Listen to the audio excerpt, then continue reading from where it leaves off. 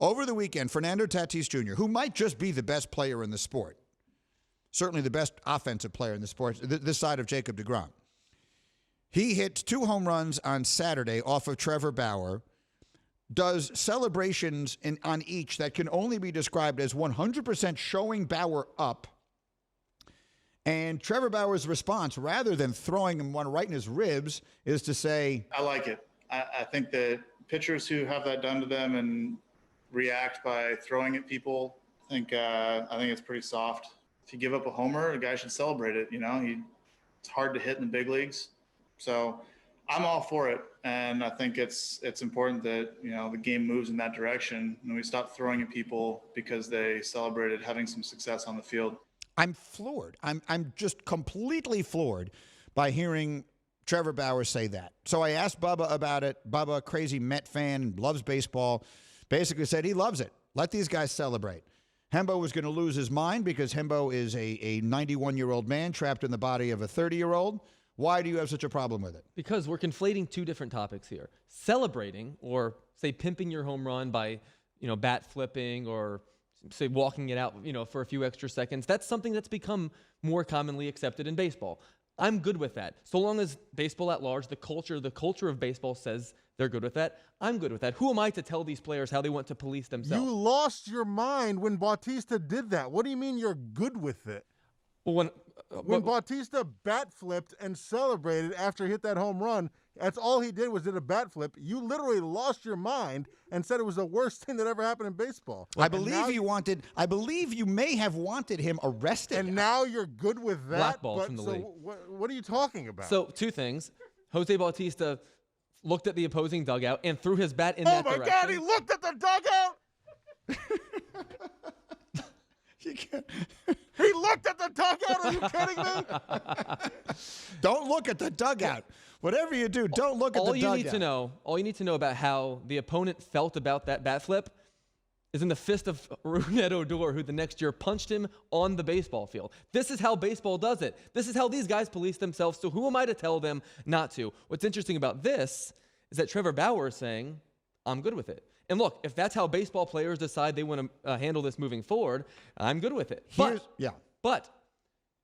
it was very clear that he was showing him up. Celebrating a home run is different than showing up your opponent. And it is exceedingly clear to me that he was showing up Trevor Bauer. And I'm 100% sure there are players on the Dodgers that were not good with it and had to bite their tongues because Bauer said what he said. Okay, fair enough. So now you guys are both entitled to your opinion. Now I'm going to give you mine. And that is the following. We just had Jeff Saturday on this program talking about how his greatest joy in life was to find the ear hole of another man on a football field and drill him into the ground, knowing that on other plays on that same game, the same was going to happen to him. And when the game was over, they would meet at midfield. They would shake hands in respect because they both knew what they were getting into when they walked out on that field, and they would leave it there. And that's what baseball needs to do. And I'll tell you why. Because when I was a kid, I knew every baseball player's batting stance, okay? You showed me Rod Carew's batting stance without a name attached to it, I knew it was him. You showed me Joe Morgan cocking that back arm, I know who it is. You show me Pete Rose crouched down like that, I know who it is. Do you know what kids know?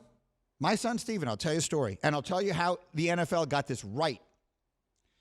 The NFL, when they banned end zone celebrations, remember when they banned end zone celebrations briefly and then reversed it? I do. When they banned it, my son did a project for school in which he reenacted all of the different end zone celebrations. This is what Gronk does. This is what, I forget what they all were, but they were all the dances of the moment, whatever the popular dances were of the moment, hitting the Quan and any number of other things that I didn't know what they meant. But you knew the touchdown celebration. You knew the end zone celebration. And the NFL outlawed them. And I thought to myself, kids love this. Kids are emulating this. Here's what I would tell you. Every player in baseball should have his own home run celebration. Kids will emulate it. Kids watching baseball will like that. They'll be like, oh, look at that home run that Fernando Tatis just said. He's going to do this dance. He's going to do that. He's going to do whatever his celebration is. It's not showing anybody up. And even if it is, I got you that time. You're going to get me 7 out of 10 times. I got you, and I'm going to celebrate. And if the pitcher wants to throw a little point when he gets a guy striking him out as well, that's all good. But anything that promotes individuality, that promotes personality, is going to appeal to young people. I'm telling you that right now. Take Hembo out of the equation. He's not young. Hembo is young in chronological order only. The only part of you that is young is your birth certificate. So I'm telling you, for young people, let these guys do dances, let them do celebrations, let them behave however they choose to, so long as it's honest and real. And I'm telling you, young people will gravitate to that. Thank you for watching ESPN on YouTube. For live streaming sports and premium content, subscribe to ESPN+.